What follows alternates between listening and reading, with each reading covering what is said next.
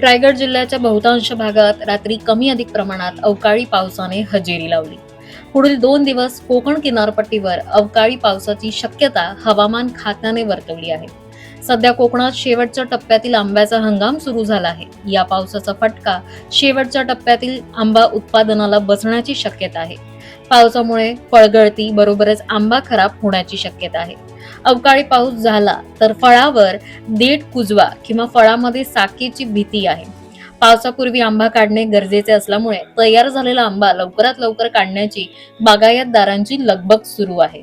याचा परिणाम असा होऊ शकतो, जर अगदी थोडासा पाऊस पडला तर आंब्याला देठकुजवा येऊ शकतो आणि खूप जास्त पाऊस पडला तर देठकुजवा येणार नाही, पण आंब्यामध्ये साख्याचं प्रमाण किंवा ज्याला आपण स्पॉन्जी टिश्यू बोलतो ते म्हणतो, ह्या दोन्ही गोष्टी आंब्यासाठी घातक आहेत आणि ग्राहकांना आपल्याला देताना ह्या दोन्ही गोष्टी चालणार नाहीये.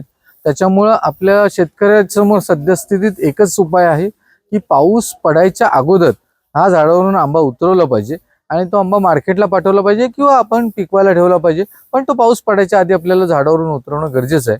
गेल्या गुरुवार शुक्रवारी आम्ही हे वेधशाळेचा इशारा पाहिला, त्याच्यामुळे आम्ही शनिवारी सुद्धा काम चालू ठेवलं होतं. खरं तर मार्केट रविवारी बंद असतं, त्याच्यामुळे शनिवारी आमचं काम बंद असतं, पण हा इशारा पाहिल्यानंतर आम्ही पूर्वतयारी म्हणून शनिवारी सुद्धा आंबे काढलेले आहेत आणि त्याचं व्यवस्थापन केलेलं आहे. आणि आता जर तुम्ही बघाल आमची घाई उडालेली आहे. काल इतरत्र पाऊस पडलेला आहे, पण सुदैवानं आमचं सुदैव म्हणायचं की ह्या बागेच्या परिसरात पाऊस झालेला नाही. त्यामुळे पाऊस पडायच्या आधी जेवढा जास्तीत जास्त आंबा आम्हाला झाडावरून उतरवता येईल तेवढा आमचा उतरवण्याचा प्रयत्न आहे.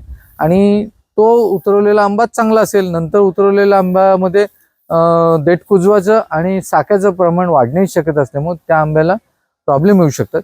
आणि माझ्याप्रमाणेच इतर शेतकऱ्यांना सुद्धा ह्याचं माहिती असेल नसेल, पण जेवढा पाऊस पडायच्या आधी जेवढा आंबा उतरवणं शक्य आहे तेवढा आंबा उतरवला पाहिजे आणि त्याचं व्यवस्थापन करायला पाहिजे. धन्यवाद.